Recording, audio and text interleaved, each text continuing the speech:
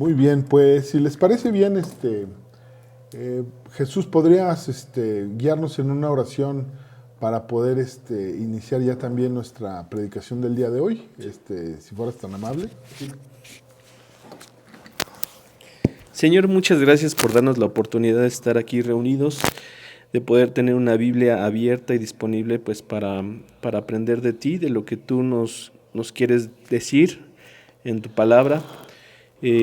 Abre nuestros corazones, Señor, para que lo recibamos pues con el respeto, con el oído, con la disposición y también pues con lo que se merece pues el que nosotros pongamos atención a tu palabra, Señor, que nuestro corazón esté sensible a poder escuchar y que entre, aunque no comprendamos mucho las cosas, pero que tú nos dejes el mensaje claro en nuestro corazón y que podamos llevarlo a nuestra vida diaria y que podamos seguirte conforme a tus principios, conforme a tus encomiendas, Señor. Te pido por todos los que están aquí reunidos y también por los que están escuchando a la distancia, Señor, que los bendigas en el nombre de Cristo Jesús. Amén. ¿Podrías orar por Tere Carillo, mi muchacha que está en el hospital? Sí. Y también te pedimos, Señor, por Tere Carrillo, que pues ha tenido problemas de salud y que en este momento está en el hospital, pues que tú la sanes, Señor, y que pues le puedas dar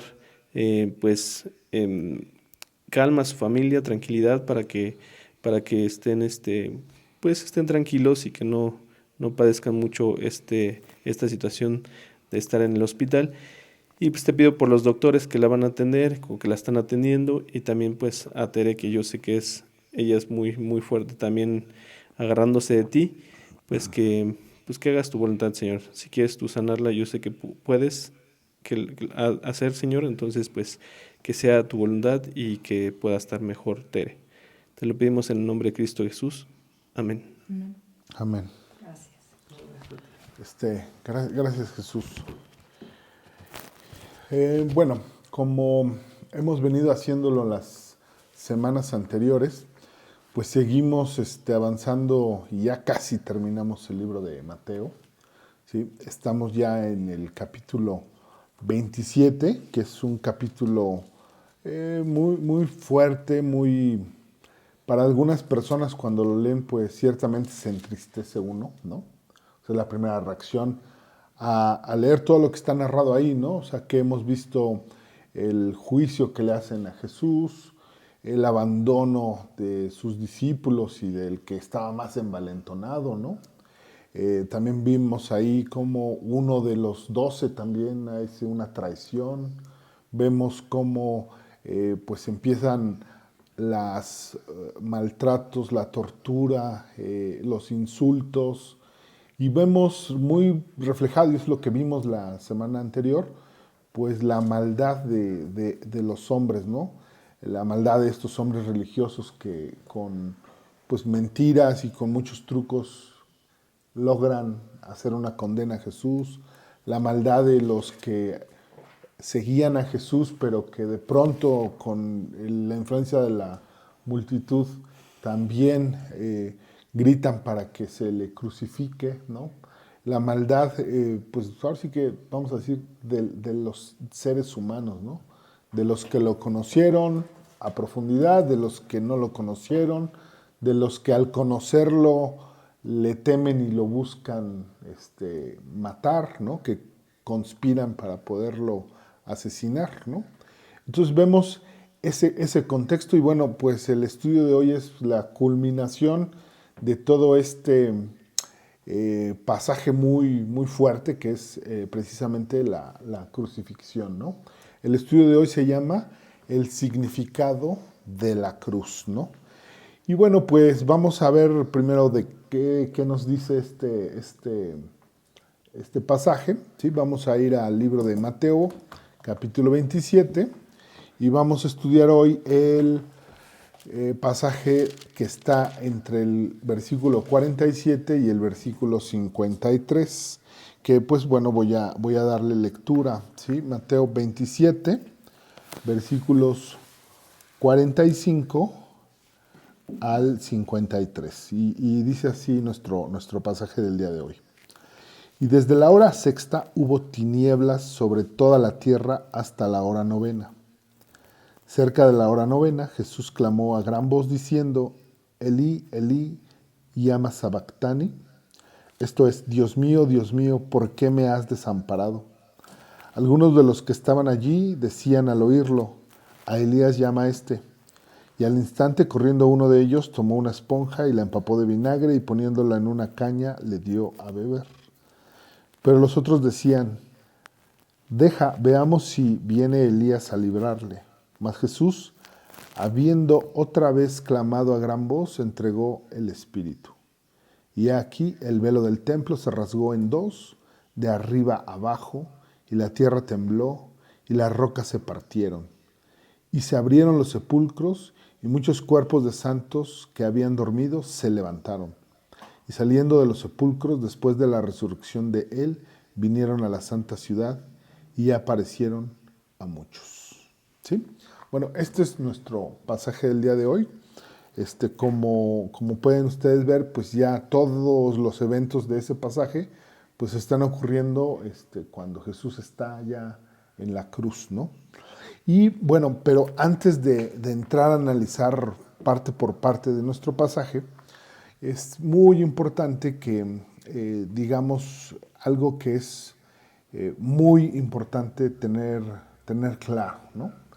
Que este significado real de la cruz, no solo del símbolo así que uno puede ver en una obra de arte, en un crucifijo en una pared o en un templo de alguna religión, sino el significado profundo de que Jesús entregó su vida de manera voluntaria en la cruz. ¿Cuál es su importancia para la humanidad?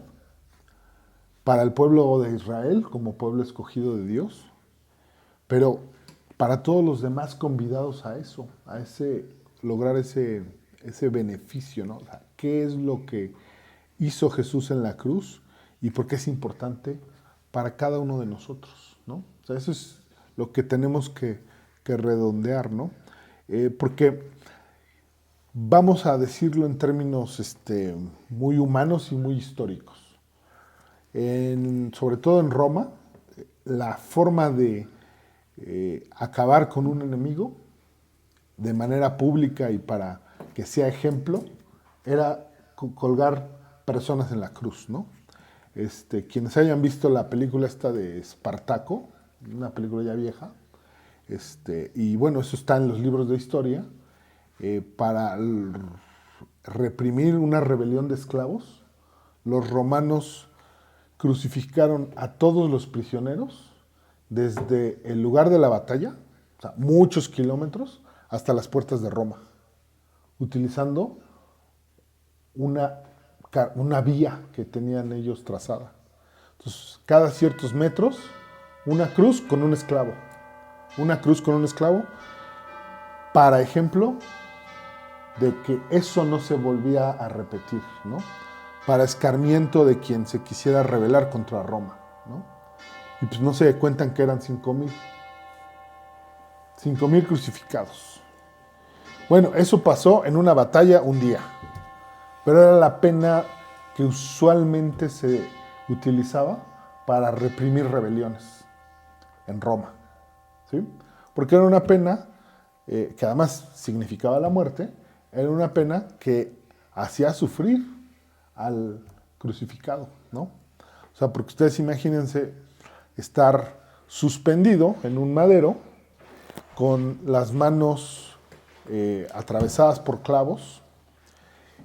Eso genera una presión en el tórax y bueno, remataban esta tortura rompiendo las piernas del crucificado para que todo el cuerpo colgara y la muerte que viniera era provocada por la asfixia, ¿no? El crucificado se ahogaba y encontraba así la muerte cuando se la decidían dar. Porque parte de la tortura que usaban estos romanos era pues, dejar al crucificado ahí días. ¿no? Si además tenía heridas, pues estas heridas emanaban sangre, algunos otros fluidos, y pues si había aves carroñeras por la zona, pues esas aves también laceraban y volvían a lastimar al crucificado, ¿no?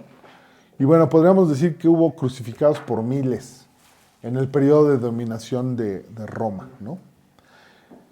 Pero ¿por qué entonces es tan importante y asociamos el símbolo de la cruz no a los crucificados, a todos esos crucificados, ¿no? Al propio personaje este que les digo de la película de Espartaco, ¿no? ¿Por qué no asociamos la cruz sino con una persona, con Jesús de Nazaret, ¿no? Y la inscripción en esa cruz, ¿no? Jesús de Nazaret, Rey de los judíos, ¿no? ¿Por qué? Bueno, primero su importancia histórica, ¿no? O sea, está documentado que existió, que murió en la cruz y que después de su muerte fue visto. Desde el punto de vista puramente histórico está documentado por fuentes bíblicas y fuentes no bíblicas, ¿no? Como hecho histórico. Pero hay algo además de su importancia histórica, ¿no? Dicen por ahí, fue un gran maestro, ¿no? Fue un gran maestro que todo lo que predicó era de una importancia que había que tomarla en cuenta, ¿no? Que es éticamente bueno para la vida de una persona, ¿no? Ah, sí, todo esto es cierto, ¿sí? Pero hay algo más, y es algo más que sobre todo quienes lo seguimos atesoramos, ¿no? Y es que con su muerte voluntaria en la cruz viene a completar un plan, ¿no? Veamos, por ejemplo, qué nos dice Juan 1:29. ¿Lo podrías leer, Jesús? Juan 1:29, por favor. Sí, el siguiente día, el siguiente día vio Juan a Jesús que venía a él y dijo: He aquí el Cordero de Dios que quita el pecado del mundo.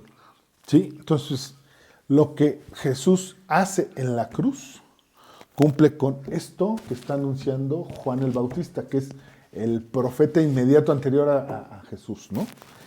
Dice que es el Cordero de Dios, es decir, el Cordero que suple a quienes tenían que sufrir la pena por el pecado, para que quitar el pecado del mundo, ¿sí? Y ahí están incluidos todos los pecadores.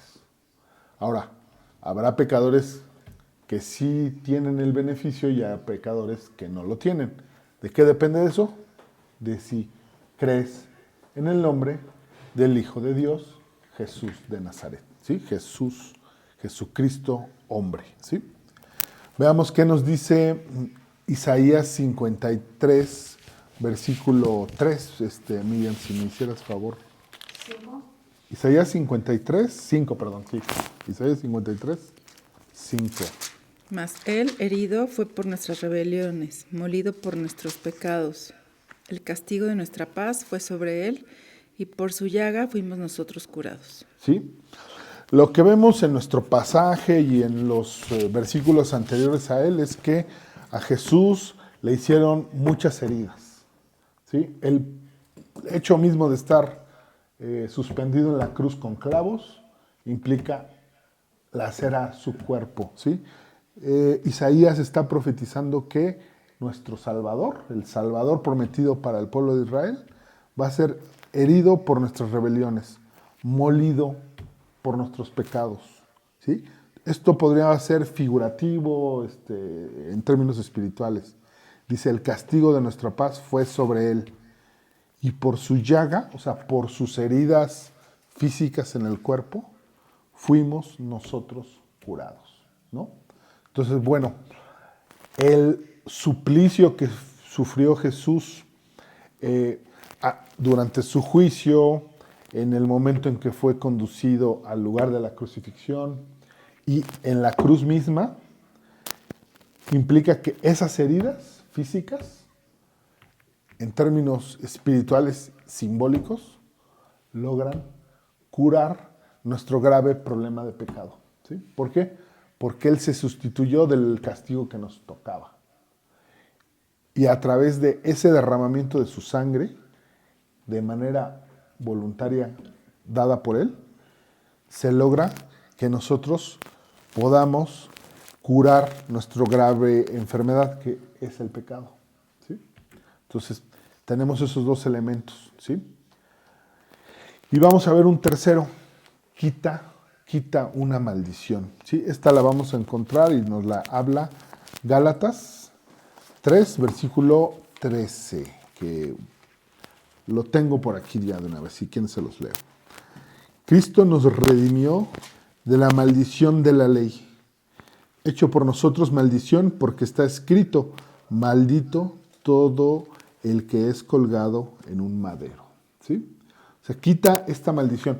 ¿Por qué considera y por qué habla Pablo en Gálatas de que esto es una maldición? O sea, estar bajo la potestad de la ley. Bueno, pues porque la ley de Dios tiene una serie de principios y mandatos que ningún ser humano es capaz de cumplir. Entonces, para el ser humano que no va a cumplir la ley, estar bajo la ley es maldición, ¿no? Y bueno, pues eso además lo vemos en nuestras leyes humanas, ¿no? Si te ponen un precepto en la ley que trae una pena, y tú no estás dispuesto a cumplirla, pues tú sabes que el día que una autoridad te vigila, te va a caer, ¿no? Hablemos de obligaciones civiles, hablemos de impuestos, hablemos de cualquier cosa, ¿no? Yo, por ejemplo, hace un par de horas estaba yo viendo noticias y exclamé, ¿cómo? Porque acabo de leer que van a poner multas en la Ciudad de México a quien traiga protectores de placa en sus coches. Entonces yo, no hace mucho, le puse un protector muy bonito, ¿no? A mis placas, para que se mantengan limpias y no les caiga mugre y no sé qué, ¿no? Ya cuando leí bien la noticia y fui a ver el reglamento, lo que va a estar sancionado son protectores que impidan la lectura de la placa, ¿no? O sea, para evitar una multa, una fotomulta, ¿no? Pero de inicio, yo cuando leí nada más así de la cabeza de la nota, dije, ya estoy en la maldición de esa ley, ¿no? Estoy en la maldición de esa ley. ¿Por qué? Pues ya no la cumplí, ¿no? ¿Sí? Entonces, por esa razón, lo que hace Jesús en la cruz, dando su vida de manera voluntaria, también nos retira la maldición de la ley, porque Cristo cumplió con toda la ley, desde el principio de su vida hasta el momento de su muerte, ¿no? Y bueno, en el pasaje lo vamos a ver con una intensidad que de veras conmueve. O sea, porque está sufriendo, porque lo están insultando, porque le están dando a beber cosas que no son agradables, ¿no? Le están burlando, están poniendo en duda las citas que él hace de la palabra de Dios, ¿no? Él en la cruz sigue actuando, sigue obrando por nosotros, nos está dando enseñanzas y los que están ahí viéndolo se burlan de eso, ¿no? Sí, aún ahí él sigue incólume cumpliendo la ley, comportándose en el estándar que quiere Dios que todos nos comportemos, ¿no? Entonces, esa labor la hace Jesús, ¿no? Y ese es el significado que atesoramos los cristianos del valor de la cruz, ¿sí? Eso significa, ¿sí? Que nos curó con sus llagas, ¿no? Que nos quita y borra el pecado y que quita la maldición de la ley, ¿no? Entonces, esas tres cosas son las principales de lo que es el significado de la cruz, ¿sí? Ahora, lo que vamos a ver en el estudio de hoy es esto reflejado a través de 6 acontecimientos que pasan en este pasaje, que podríamos llamar son milagros, ¿sí? Porque son cosas que no suceden de cotidiano, no suceden más que en ese evento y en esta secuencia que está narrada en la Biblia, ¿no? Entonces, bueno, vamos a regresar a Mateo 27 y veamos lo que nos dice el versículo 45, ¿sí? Y el primer milagro, el primer acontecimiento sobrenatural de importancia en nuestro pasaje es el de la oscuridad sobrenatural, ¿sí? Mateo 27, 45. Dice así: y desde la hora sexta hubo tinieblas sobre toda la tierra hasta la hora novena, ¿sí? Lo que nos está diciendo la Biblia es un acontecimiento de estos que hemos hablado en otros momentos, un acontecimiento astronómico, ¿no? O sea, Dios tenía diseñado que el sol se ocultara y la tierra, dice aquí, se cubrió de tinieblas, ¿no? Tinieblas son oscuridad, pero no total, ¿sí? Se alcanza a ver, alcanzas a distinguir ahí a alguien cercano, pero no puedes ver el horizonte, ¿no? Tinieblas. Dice desde la hora sexta. Ahora, la hora sexta para los judíos en la época de Jesús es más o menos el mediodía, ¿sí? Porque cuentan las horas desde el amanecer. Se amaneció a las 6, pues la hora sexta es el mediodía, ¿sí? Dice, desde la hora sexta, o sea, cuando el sol está pleno, cuando lo que esperas es que, pues bueno, si hay nubes, pues está medio nublado, ¿no? Pero está a pleno y en ese momento hay tinieblas, ¿no? Entonces, bueno, hay muchos reportes de que, pues, había un fenómeno astronómico que puede ser un eclipse, ¿no? Eso lo dicen los astrónomos, historiadores y todos ellos, pero lo importante es que en el momento en que Jesús está en la cruz, el cielo se entristece, ¿sí? Y es un mensaje astronómico. El único que puede controlar los astros es Dios. Y el timing es perfecto, ¿sí? Entonces veamos que esto pues estaba también anunciado de una u otra forma, ¿no? Veamos Joel 2, 1 y 2, Jesús, si fueras tan amable. Joel. Son unas paginitas nada más.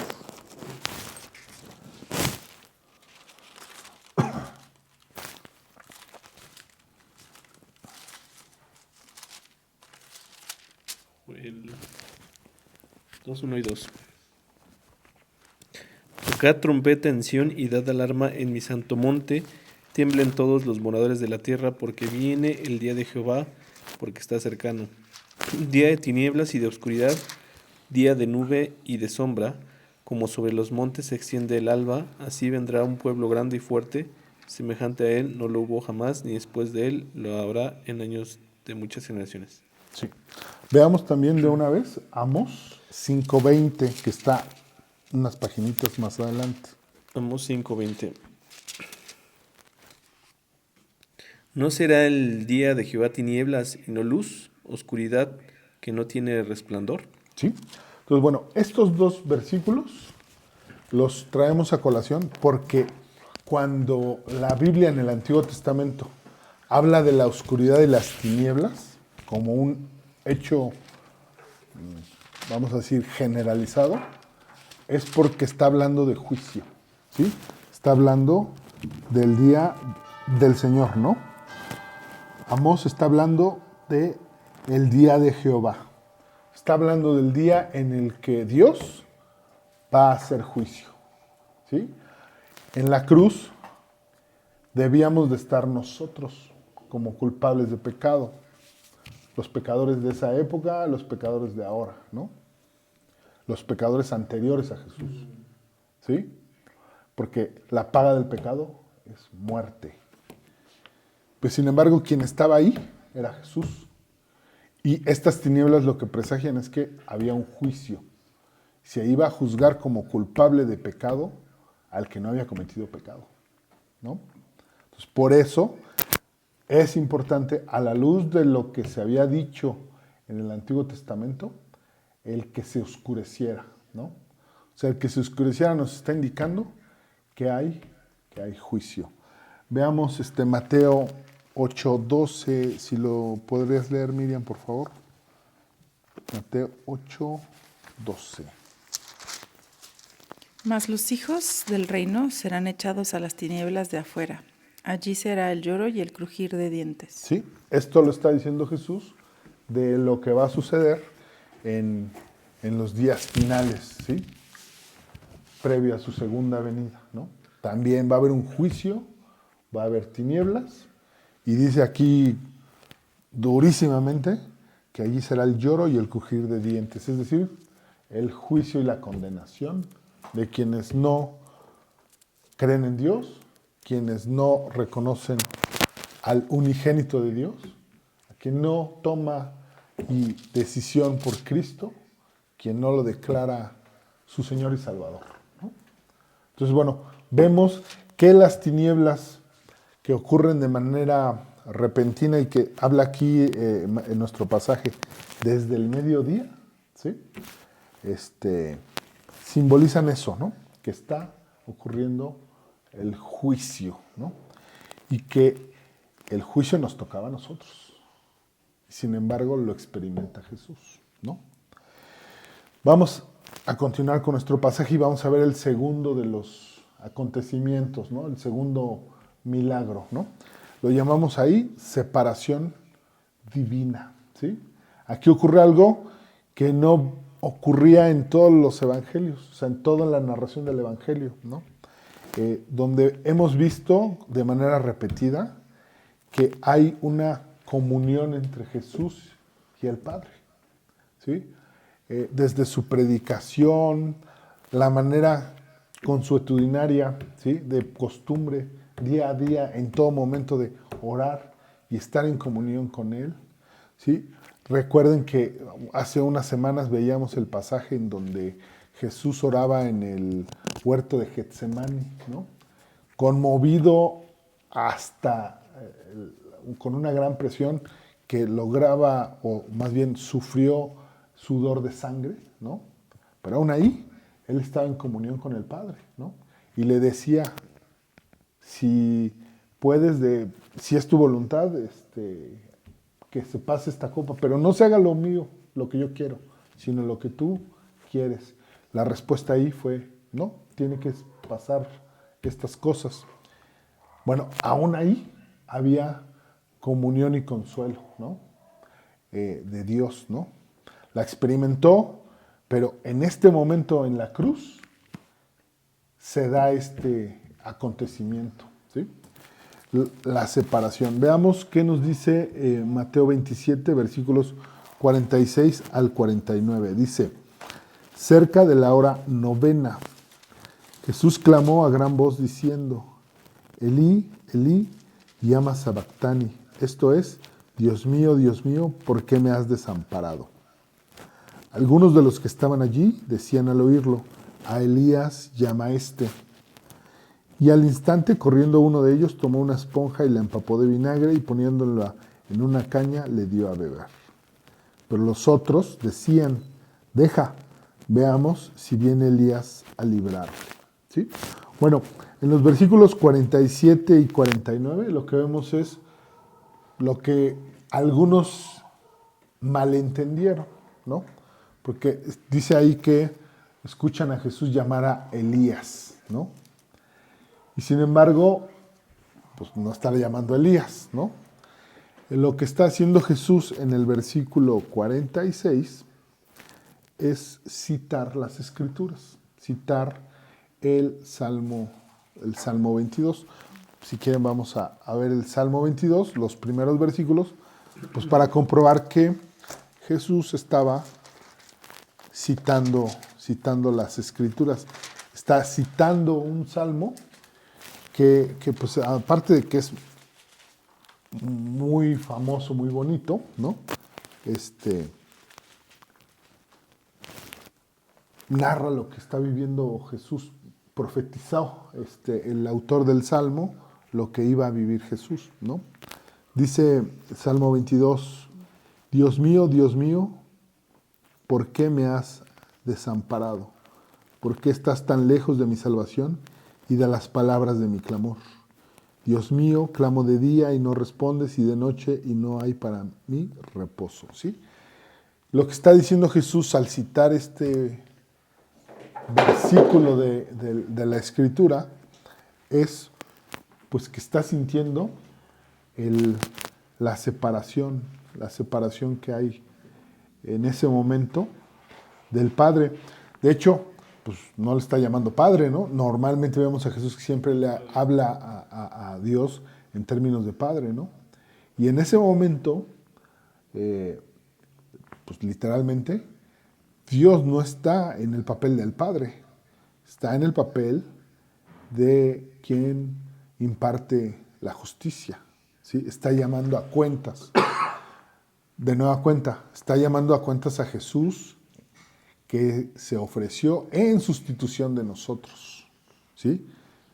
Debíamos de estar siendo nosotros llamados a cuentas. Sin embargo, el que se le llama a cuentas es a Jesús, ¿sí? Veamos qué nos dice varios versículos del Antiguo Testamento. Vamos a Habacuc, versículo 1, capítulo 1, versículo 3, solo la primera parte. No sé si lo tengas a la mano, Jesús. Sí. ¿Por qué me haces ver iniquidad y haces que vea molestia? Sí, porque sí, aquí lo que está experimentando Jesús en la cruz es esto, ¿no? La iniquidad que no le tocaba a él, pero que él aceptó llevar en vez de que la llevemos nosotros, ¿no? Experimentarla, ¿no?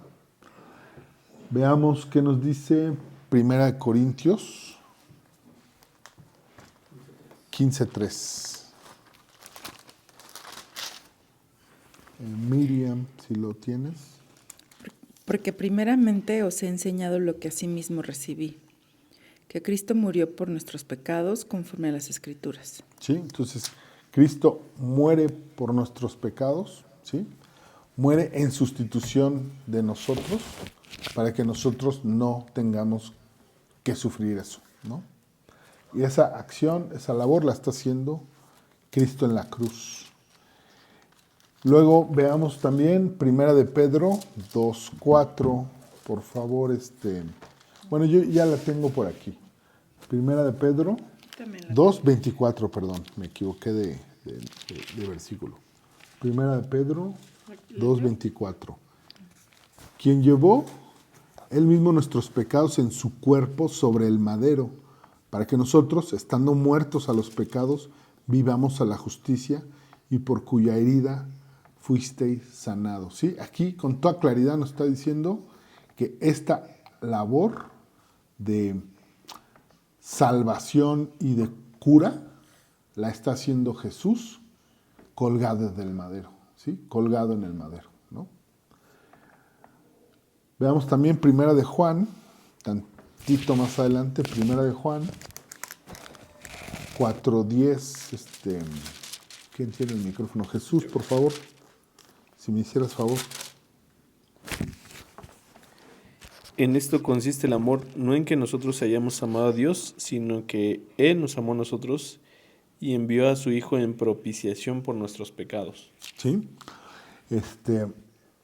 Aquí, como ustedes lo pueden leer, el mérito completo de la obra en la cruz es de Jesús. El mérito completo y además la definición de amor, ¿no? Dice en otro pasaje el propio Jesús, ¿no? Que no hay amor más grande que el dar la vida por sus amigos. Pero fíjense que aquí Cristo está dando incluso la vida por sus enemigos, ¿sí? Está dando la vida por los que lo estaban denostando, por los que lo torturaron, por los que antes de conocerlo lo negábamos, por quienes lo hemos defraudado, por quien lo hemos desconocido, por Pedro que lo negó 3 veces, ¿sí? O sea, no solo por los amigos, sino también por los que han sido sus enemigos, ¿no? Y lo hace por amor, ¿no? Y esa idea de amor, pues, nos va a ayudar a cerrar este estudio más al rato. Entonces te pido que tengas en mente este versículo, ¿sí? Que dice en la segunda parte, sino en que Él nos amó a nosotros y envió a su Hijo en propiciación por nuestros pecados. O sea, fue Jesús enviado con una misión, la misión de pagar por los pecados en vez de que paguemos nosotros por ellos, ¿sí? Veamos Segunda de Corintios 5:21.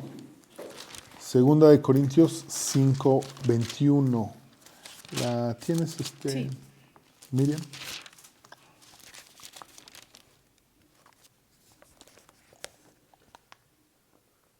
Al que no conoció pecado, por nosotros lo hizo pecado, para que nosotros fuésemos hechos justicia de Dios en él. Sí. Entonces, de nueva cuenta, lo que vemos es que la labor de la cruz, ¿sí? Esta separación, este juicio que le tocaba a cada uno de nosotros y que recibe Cristo en la cruz, lo que va a hacer es repararnos, ¿no? Dice, al que no conoció pecado, o sea, Cristo llevando una vida correcta, conforme a los principios, cumpliendo cada uno de los preceptos de la ley, no teniendo pecado, a Él le cargaron todos los pecados, los que hemos cometido, con un solo propósito, para que nosotros fuésemos hechos justicia. Es decir, para que nuestros pecados fueran justificados por la obra de Él, ¿no? Ese es el significado de la obra de Cristo en la cruz.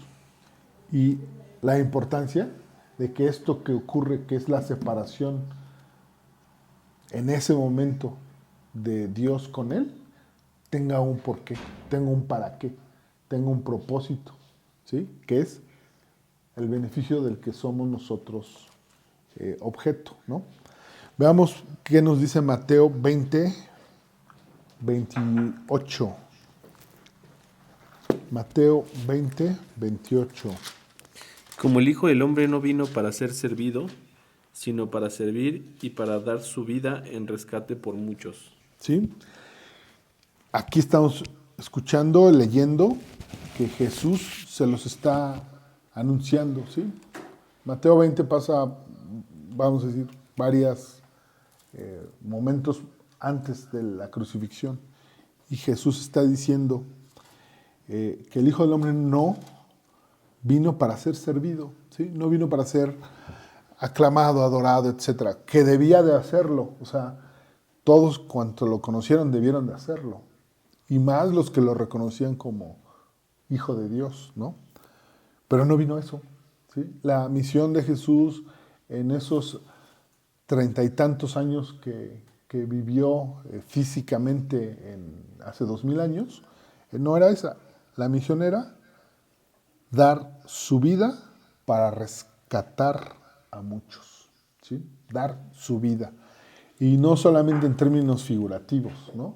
Lo que leemos en el pasaje de Mateo 27 es que la está entregando en un madero colgado en la cruz, ¿no?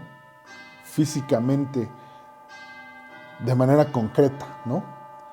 Veamos también Juan 19:28. Juan 19:28. 19:28. Se los leo, que ya lo tengo aquí. Dice, después de esto, sabiendo Jesús que ya todo estaba consumado, dijo, para que la escritura se cumpliese, tengo sed. Y vemos en Mateo 27:48, dice, al instante corriendo, uno de ellos tomó una esponja y la empapó de vinagre y poniéndolo en una caña, le dio a beber, ¿no?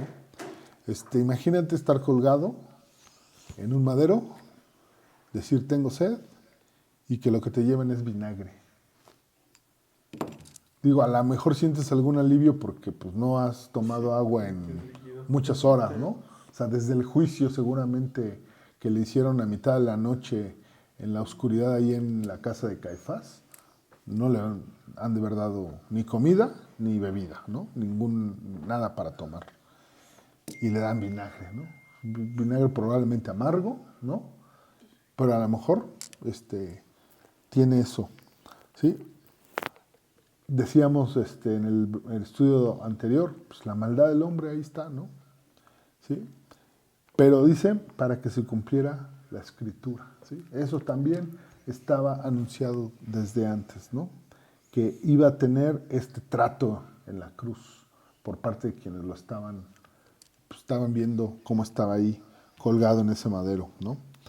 Vemos entonces que los que estaban ahí cuestionaron, ¿no? Como les decía, esto de que está llamando Elías. O sea, no supieron que estaba citando la escritura y se seguían burlando de él, ¿no? A Elías llama, dice el versículo 47 y el 48, el 49.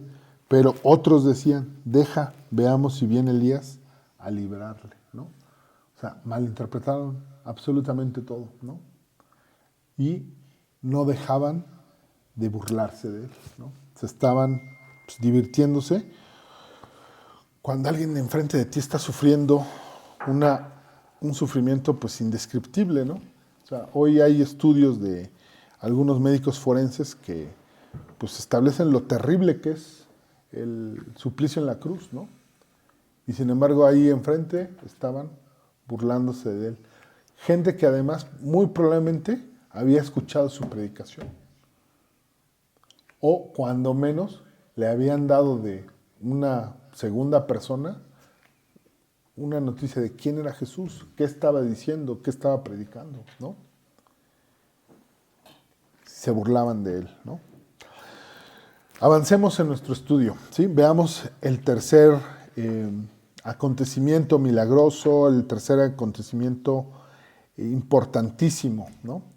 Que es la muerte voluntaria, ¿sí? Mateo 27:50 dice, mas Jesús, habiendo otra vez clamado a gran voz, entregó el espíritu, ¿sí? Aquí no dice, le vino un paro cardíaco y se murió. Aquí no dice, se le acabaron las fuerzas y ya no dijo más, ¿no? Dicen, habiendo otra vez clamado a gran voz, ¿sí? Se dirigió a Dios, seguramente volvió a decir Elí, Elí, ¿no? Y entregó el espíritu, ¿sí? La vida no le fue arrebatada, Él la entregó, ¿sí? Él, soberano de sí, voluntariamente, la dio, ¿sí? Esto lo vamos a confirmar, veamos Juan 10:18. Juan 10:18. Juan 10:18, que también es algo que está anunciando Jesús que va a ocurrir, ¿no? ¿Lo tienes, Miriam, por favor? Nadie me la quita, sino que yo de mí mismo la pongo. Tengo poder para ponerla y tengo poder para volverla a tomar. Este mandamiento recibí de mi Padre. Sí, y esto es importantísimo porque está diciendo dos cosas bien importantes, ¿no? Y a veces nada más se nos acordamos de una, ¿no? Dice, nadie me la quita. O sea, está hablando en el versículo 17 que por eso me ama el Padre, porque yo pongo mi vida para volverla a tomar. ¿Sí? Yo pongo mi vida. Voluntariamente acepté entregar la vida para rescate de muchos, ¿no? Ya habíamos leído eso. Y dice, nadie me la quita. Nadie. ¿Sí? Porque además nadie tendría el poder para quitarle la vida a Jesús. Nadie. Sino que yo de mí mismo la pongo, por mi propia voluntad, por mi libre albedrío, por decisión propia, ¿no? Tengo poder para ponerla. Tengo el poder del Creador de todo. Y tengo poder para volverla a tomar. O sea, aun cuando la pierda, puedo volver a vivir. Se los está diciendo, les está anunciando la resurrección, ¿no? Este mandamiento recibí de mi Padre, ¿sí? Todo esto lo hago porque es el plan de Dios, ¿no? Porque es el plan de el mismo Jesucristo, ¿no? Y tiene la confianza plena de que esas cosas van a ocurrir en ese orden, ¿no? Veamos también Juan 19:30, que está un poquito más adelante. Juan 19:30. Cuando Jesús hubo tomado el vinagre, dijo, consumado es, y habiendo inclinado la cabeza, entregó el espíritu. ¿Sí? Dijo, consumado es, y habiendo inclinado la cabeza, entregó el espíritu. La misma palabra que vemos en Mateo, entregó. ¿Sí? Y si antes nos está diciendo que nadie se la quita, es que nadie se la arrebató. Él voluntariamente dijo, ya se cumplió lo que vine a hacer, y entrega el espíritu. ¿Sí? Veamos Lucas 23:46. Lucas 23:46.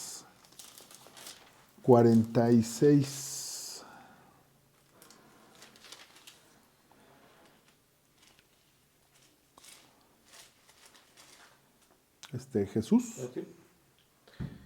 43, ¿sí, verdad? No, 46. Lucas 23:46. Entonces Jesús, clamando a gran voz, dijo, Padre, en tus manos encomiendo mi espíritu. Y habiendo dicho esto, expiró. ¿Sí? Entonces, lo que clamó a gran voz es esto que está en Lucas. Padre, en tus manos encomiendo mi espíritu. ¿Sí? Le está diciendo al Padre, pues voy contigo, ¿no? Y habiendo dicho esto, expiró. O sea, es decir, su aliento terminó, el aliento de vida que tenía se va. Pero lo importante es que Él lo está haciendo de manera voluntaria, ¿sí? Le está diciendo, ahora sí, Padre, ¿no? Esta separación que hubo, aquí se reanuda y le entrega con toda la confianza el Espíritu. ¿Quién mejor guardián de tu espíritu que Dios, no? ¿Para qué? Para que después va a volver a tomar su vida, ¿sí? Como Él lo dijo, pasados 3 días, ¿no? Al tercer día va a volver a tomar su vida, ¿no? Pero en este momento, lo importante, lo relevante, lo milagroso es que nadie le quitó la vida, sino Él, en el momento predestinado, planeado, correcto, entregó su vida, ¿sí? Pasemos al siguiente evento importante, el siguiente milagro, que son señales para todos, ¿no? Una vez que expiró, una vez que entregó voluntariamente su espíritu, pasa algo en el versículo 50 de nuestro pasaje, que es Mateo 27, perdón, el versículo 51, ¿sí? La primera parte dice, y he aquí, el velo del templo se rasgó en dos, de arriba a abajo, ¿sí? Hasta ahí veamos, ¿sí? Mateo 27, 51, la primera parte, ¿sí? Destrucción en el templo. El templo de Jerusalén, acordémonos, era un lugar muy, muy particular porque estaba hecho conforme al diseño de Dios, ¿sí?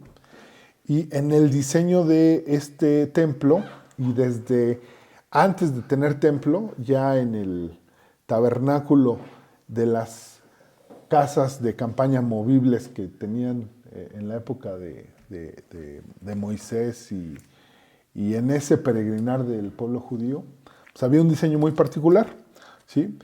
Patios en donde podían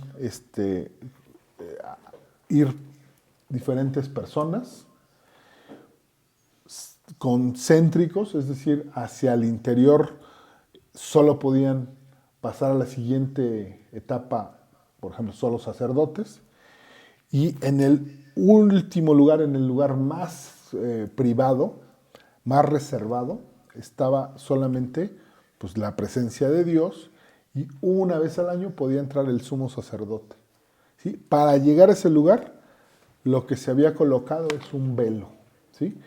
Y bueno, vemos en las descripciones de la Biblia que el velo era pues, un una tela, pero muy pesada, ¿sí? Adornada con querubines, ¿sí? Como diciendo estos querubines que se pusieron para custodiar que los hombres no entraran al jardín del Edén, ¿no? O sea, recordando esa idea, ¿no? Entonces, dividía este velo la presencia de Dios del lugar donde estaban los hombres, ¿no? Y solo se podía entrar a la presencia de Dios en ese velo limpio de pecado. Porque ¿qué le pasaba al sacerdote que no había expiado todos sus pecados y entraba impuro? Pues ante la presencia de Dios quedaba muerto. Por eso entre el atuendo del sacerdote se llevaba una cuerda atada al pie. Porque pues y si entraba y no estaba libre de pecado, moría en la presencia de Dios y había que sacarlo de alguna forma, ¿no?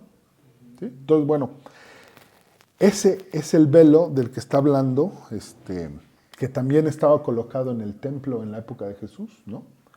Que era el velo que dividía el lugar santísimo donde residía Dios del lugar donde viven los hombres, ¿no? Y dice en nuestro pasaje, y he aquí el velo del templo se rasgó en dos, de arriba a abajo. ¿Sí? Debe de haber sido una escena pues muy, muy importante. O sea, los sacerdotes que estaban en el templo y que pues estaban, digamos así que de tiempo completo ahí, pues vieron que de la nada había oscuridad, un evento que después se narra, ¿no? Dice, la tierra tembló y las rocas se partieron, y el velo del templo, ¿sí? Una tela pesada, confeccionada con muy buen material, se rasga, se rompe, ¿no? Ahora, esto tiene una importancia como evento histórico, como suceso físico, ¿no? Porque pues, de la nada no se rompe un objeto así, ¿no? Algo fuerte tiene que pasar. Pero el significado espiritual es todavía mayor, ¿no? Es todavía más importante, ¿sí? La función del velo era separar el lugar donde residía Dios del lugar de donde andaban los hombres, o hasta el lugar en donde podían llegar los hombres, ¿no? Era también, digamos, la división entre lo puro y lo impuro. Y el velo significaba eso, el que no podías penetrar ahí en pecado, ¿no? La muerte de Cristo rasga el velo, lo rompe, y entonces ya se puede pasar al lugar donde reside Dios. Y entonces ese es el significado, la importancia de que ese velo se haya rasgado y se partiera en dos. Porque con la muerte de Cristo ya podemos ir con confianza y sin problema a la presencia de Dios. Porque la muerte de Jesús y su posterior resurrección logran que nosotros seamos hechos justicia, tengamos perdón de pecados y podamos acudir a la presencia de Dios. Veamos esto, lo confirmamos en Hebreos 9, versículos 24 al 26. Hebreos 9.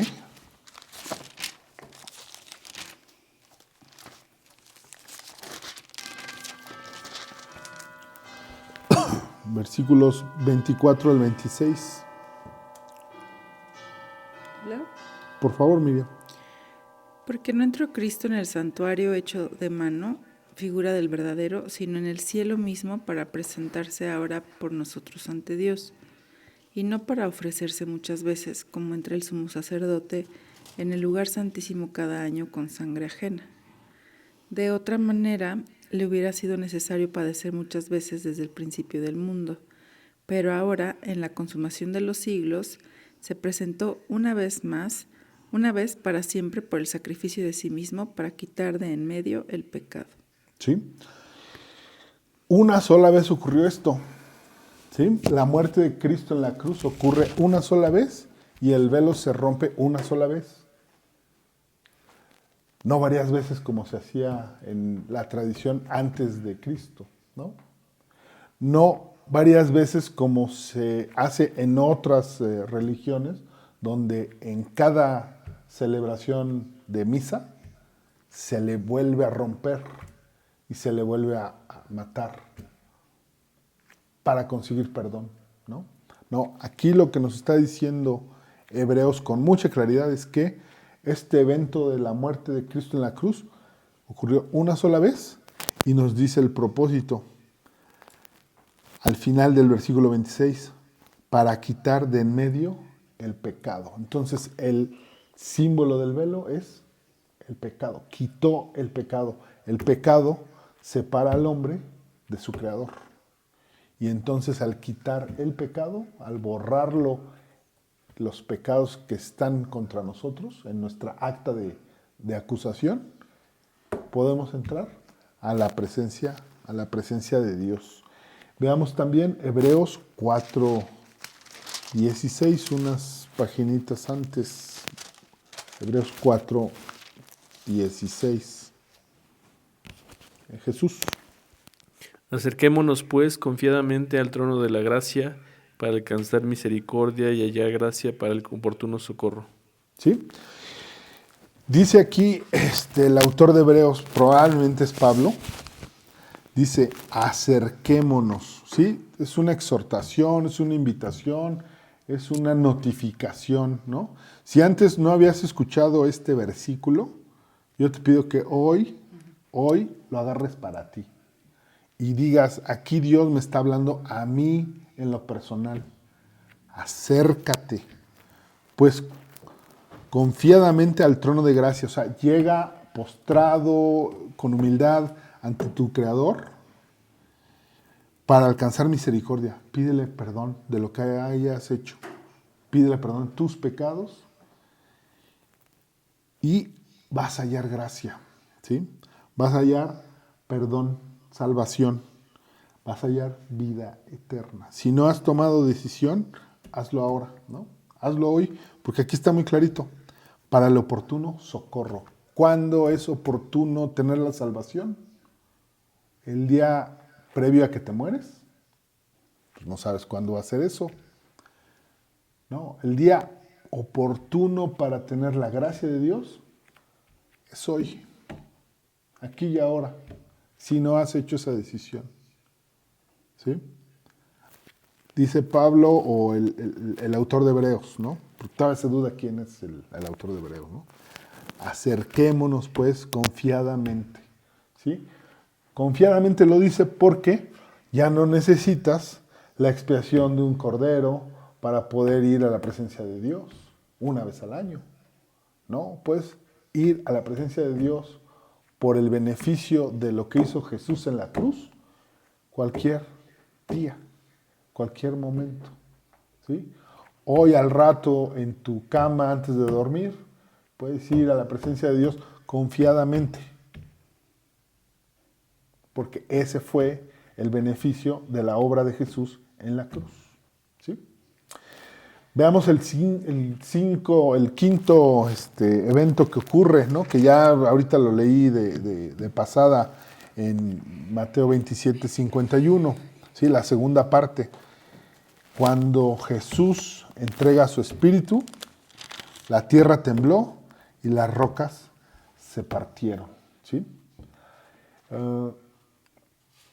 De nueva cuenta, estamos ante un fenómeno geológico, ¿no?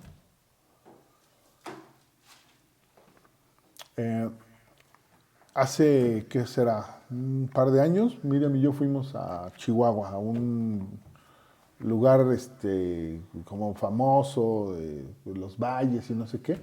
Y hubo un lugar que nos llamó mucho la atención porque es un valle donde hay unas piedras enormes, pero que son parecen como piedras de río enormes, como talladitas. Y hay algunas que están encima de otras. Y nosotros decíamos, ¿what? Sí. O sea, ¿cómo está una piedra de ese volumen, de ese tamaño y de ese peso encima una de otra? Sí, tienen formas así como de ranas, ¿no? Le llaman así el Valle de las Ranas, ahí en Chihuahua. Pero lo que nos llamaba la atención es, o sea, ¿Cómo las pusieron ahí? ¿Cómo quedaron una encima de otra? ¿Sí? A lo mejor en la grava que tú ves en el piso, pues dices, bueno, una piedrita encima de otra y otra, pues 3 piedritas, pues ahí viven, ¿no? Y no es raro, pero cuando las ves en proporción así enorme, dices, ¿cómo ocurrió eso? Pues alguien con mucho poder las pone ahí. Y las pone de forma que se equilibran y no se caen, ¿no? Bueno, de eso estamos hablando, ¿no? ¿Quién puede provocar un temblor? Ya hoy hay teorías de conspiración de que hay alguien, una tecnología que logra que no sé qué, que se mueva no sé cuál y que... Pero no, los sismos, los terremotos, solo los provoca los poderes de la Tierra.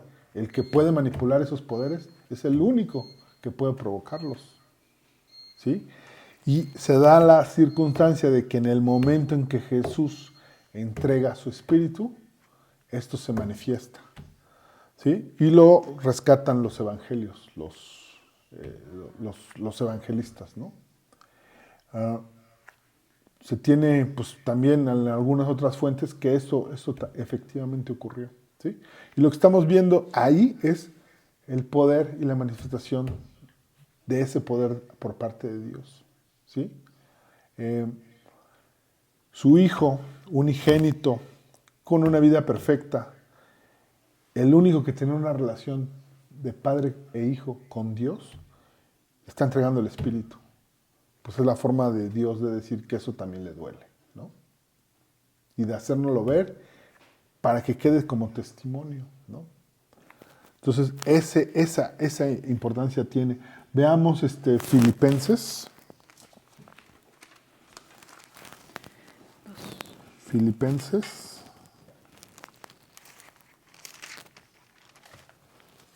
2, versículos 8 al 11. Miriam, por favor. Y estando en la condición de hombre, se humilló a sí mismo, haciéndose obediente hasta la muerte y muerte de cruz.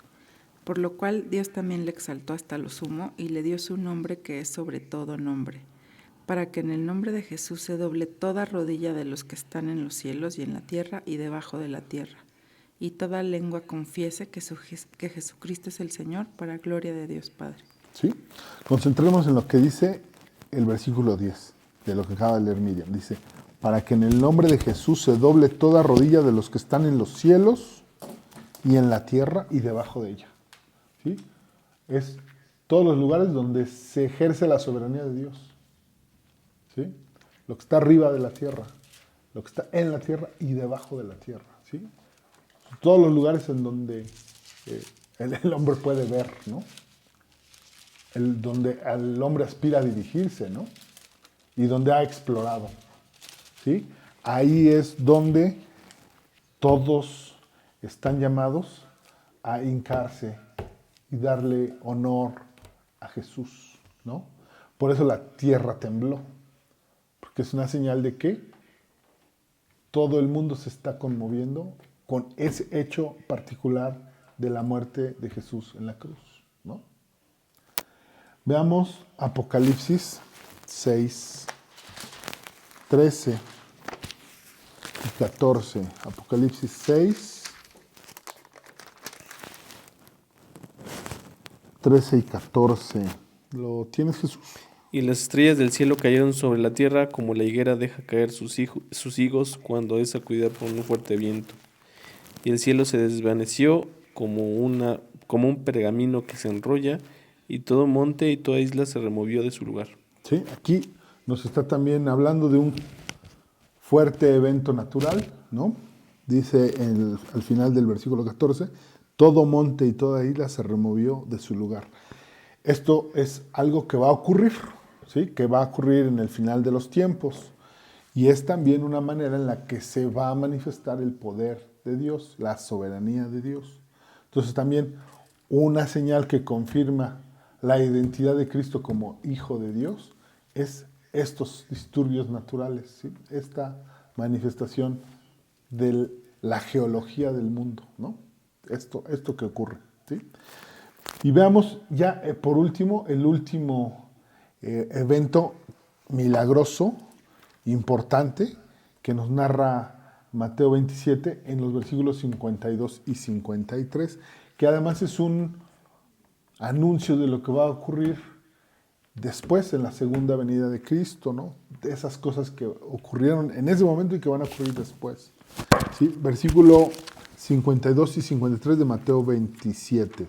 Dice, y se abrieron los sepulcros, y muchos cuerpos de santos que habían dormido se levantaron, y salieron de los sepulcros después de la resurrección de él, vinieron a la santa ciudad y aparecieron a muchos. Wow. Ahora, aquí hay que hacer varias acotaciones, porque hay que leer bien este versículo. Dice, y se abrieron los sepulcros. ¿Sí? Se abrieron sepulcros. Y muchos cuerpos de santos que habían dormido se levantaron. No se abrieron todos los sepulcros ni de todas las personas. Se abrieron de santos, es decir, personas apartadas para Dios que ya tenían fe en Dios, algunos que ya habían muerto y que reconocieron a Jesucristo como Hijo de Dios, ¿no? Que creyeron en Él. Y bueno, en los pasajes del Evangelio vemos pues, mucha gente que lo reconoció, hasta soldados romanos tuvieron fe en Cristo, ¿no? Gente que había oído de Él y que pues por su fe llegaban a conocerlo, ¿no? Aquellos que hayan hecho y murieron, ¿no? Eran estos, ¿no? Dice, se levantaron. Y saliendo de los sepulcros, o sea, resucitaron. Después de la resurrección de él, es decir, de Jesús, vinieron a la santa ciudad y le aparecieron a muchos. O sea, muchos de los que sabían que habían muerto, pues dijeron, ¿y ahora tú qué estás haciendo aquí? Bueno, ¿por qué ocurrió esto? Porque es presagio de lo que va a ocurrir después. Va a haber resurrección, ¿sí? Vamos a tener vida eterna, ¿sí? En los últimos tiempos, bueno, se está anunciado que va a haber esto, ¿no? ¿Sí? Que va a haber nueva vida, ¿no? Porque propio Jesús, como habíamos leído, dio su vida, pero también tiene el poder de tomarla. Y si tiene el poder de tomarla, tiene el poder de devolverla a quien la haya perdido, ¿sí? Entonces, el anuncio también está ahí, ¿no? En ese evento en particular, en que es importantísimo que los evangelios, que el evangelio de Mateo, dé testimonio de esto, ¿no? Porque además es nuestro motivo de esperanza, ¿no? A todos los que creemos en Cristo y que esperamos una vida posterior a esta, ¿no? La vida eterna, ¿sí? Es nuestra esperanza también, ¿no? Veamos qué nos dice Primera de Corintios 15:20. Primera de Corintios 15:20. Mas ahora Cristo ha resucitado de los muertos, primicias de los que durmieron es hecho. ¿Sí? Mas ahora Cristo ha resucitado, primicias de los que durmieron es hecho, ¿sí? Y veamos Primera de Corintios 15, 23 al 24 también. Por favor, Miriam, si lo tienes ahí. ¿A Jesús? Pero cada uno en su debido orden, Cristo las primicias, luego los que son de Cristo en su venida, luego el fin, cuando entregue el reino al Dios y Padre, cuando haya suprimido todo dominio, toda autoridad y toda potencia. ¿Sí? Entonces, bueno, lo que habla, digamos que, ¿por qué estamos mencionando este versículo? Por el tema de las primicias. Las primicias son los primeros que resucitaron después de que Cristo resucita, ¿no? Los que resucitaron ese día que se abrieron los sepulcros, ¿no? Esos son las primicias, esos son los primeros, ¿sí? Y si hay primeros, hay siguientes. Y bueno, pues la buena noticia que te tengo es que si tú crees en Cristo, los siguientes que vas a estar contados, pues eres tú también, ¿no? ¿Sí? Eso está padre, ¿no? Se ocurrió antes, el día de su crucifixión, cuando todo era tristeza. Pues imagínense el día en el que Él gobierne, el que Él regrese y se presente con todo poder y separe los condenados de los no condenados. los no condenados, los salvados, los santos, los escogidos, pues van a tener una vida maravillosa, ¿no? Mejor que esta, ¿no? En un nuevo cuerpo, en una nueva ciudad, ¿no? En una nueva Jerusalén. Entonces, todo, dice aquí, en orden, ¿no?